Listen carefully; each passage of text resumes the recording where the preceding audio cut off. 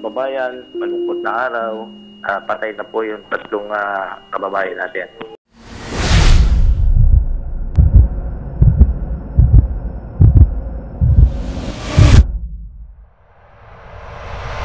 Sa video na inyong matutunghayan ay tungkol ito sa tatlong OFW sa China na sabay-sabay binitay. Ang pangyayaring ito ay isa sa pinakakontrobersiya at kalunos-lunos na pangyayari sa kasaysayan ng Pilipinas. Maging ang international news ay nakiisa na rin sa pagsiwalat sa walang awang pagbitay o pagpatay ng walang kalaban-laban sa mga kapwa nating Pinoy sa bansang China. Ang hindi katanggap-tanggap sa nangyaring pagbitay sa tatlong OFW na to ay nalaman lang nila na bibitain sila sa araw mismo ng kanilang bitay. Ayon kasi sa Chinese Criminal Code o Dangerous Act sa bansang China, hatol na kamatayan ang ipinapataw sa mga napapatunayan guilty sa drug trafficking.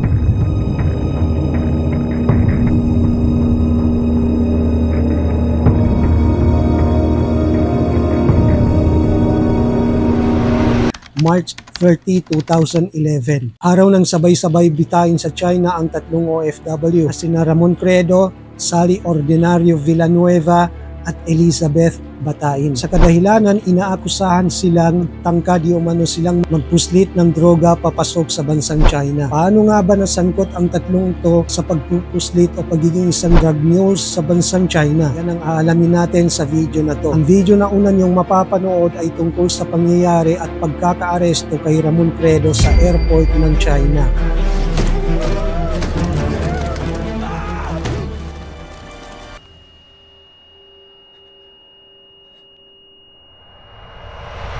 Si Ramon Credo ay panganay sa kanilang magkakapatid na tubong Cavite. Isa lamang si Ramon Credo sa libu-libong tao sa Pilipinas na nangangarap makapagtrabaho ng marangal sa ibang bansa. Ngunit ang tanong, ano nga ba nasangkot si Ramon Credo sa pagiging drug mules o pagpupuslit ng iligal na droga sa bansang China? Sa pagnanais nito makapagtrabaho abroad, inalok siya ng kanyang kaibigan na nagngangalang Presi Evangelista upang makapagtrabaho sa China. Si Presi ay kaibigang babae ni Credo at ang business naman di umano nito sa mga panahon yon ay mga damit na nagmumula pa sa bansang China na ibinibenta naman dito sa Pilipinas. Sa hindi malinaw na pangyayari, tinanggap naman ni Ramon Credo ang alok ng kanyang kaibigan dahil ang business di umano nito ay mga damit na nagmumula pa sa China.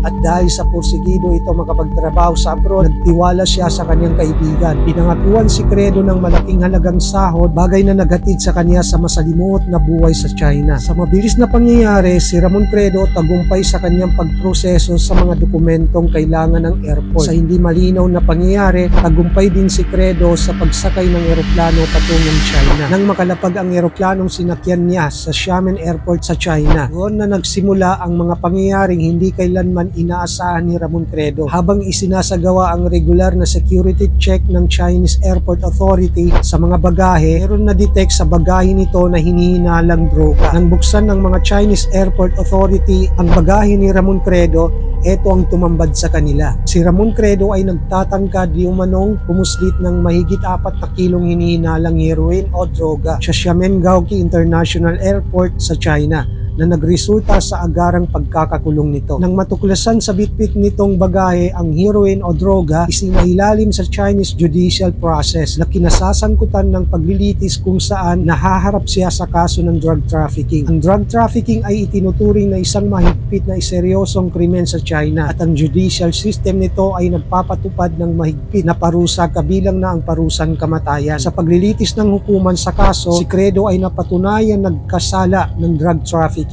at hinatulan ng parusang kamatayan. Ayon sa batas ng China, ang dami ng heroin na natagpuan bitbit ni Ramon Credo ay sapat na sapat upang matiyak ang parusang kamatayan sa ilalim ng batas ng China. At ayon kasi sa batas ng China, ang pagpupuslit sa higit sa 50 gramo ng heroin o iba pang droga ay may parusang kamatayan. Ang presidente ng Pilipinas na nooy si President Benigno Aquino III kasama ang kaniyang vice presidente na si dating vice president Jejo Marbinay at iba pang mga ahensya ng gobyerno may kinalaman sa mga OFW gumawa ng maraming hakbang o apila para sa clemency sa ngalan ni Credo upang pigilan o babaan ng sintensya.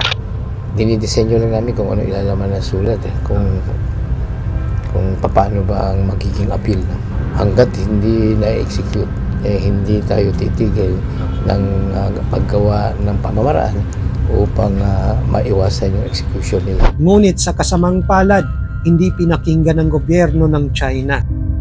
Mga kababayan, malungkot na araw.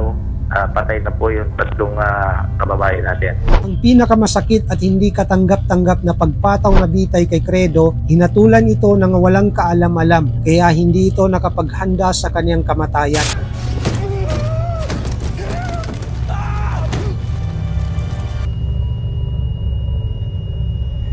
Sunod sa paghatol ng bitay kay Credo, agad nagtungo ang mga tauhan ng gobyerno kasama ang nanay at kapatid ni Credo sa China para sana makausap man lamang si Credo bago ito mabitay. Si Ramon Credo ay binitay noong March 30, 2011. Ang pagbitay sa kanya ay isinagawa sa pamamagitan ng lethal injection kasama ang dalawa pang Pilipino na sina Sally Ordinario Villanueva at Elizabeth Batain. Napakasakit sa part ng pamilya Credo dahil umuwi na lang sa Pilipinas na abon na lamang ni Credo ang kanilang daladala. Sa kabila ng mga hakbang ng ating gobyerno upang mapigilan ang sentensyang kamatayan kay Ramon Credo, isinagawa pa rin ng gobyerno ng China. Bagay na isang matinding mensahe ng Chinese sa Pilipinas at buong mundo na walang pinipili ang kanilang batas sa pagpapatupad nito sa kahit sinong mahatulan sa kasong may kaugnayan sa droga. Kasunod sa pagkabitay kay Ramon Credo, agad din pinagtutugis ng mga otoridad ang mga sindikatong kriminal na nasa likod ng pangyayaring ito. Masakit mang isipin na dito sa ating bansa, baliktaran naman sa pagpapatupad ng batas, lalo na sa mga dayuhang nagpupuslit ng droga papasok sa ating bansa. Habang buhay na pagkakakulong lamang at hatol sa kahit sinong dayuhan manghuli sa pagpupuslit ng kahit anong uri ng droga. Yung iba, nabibigyan pa ng pardon at iba naman nakakapagpiyansa pa.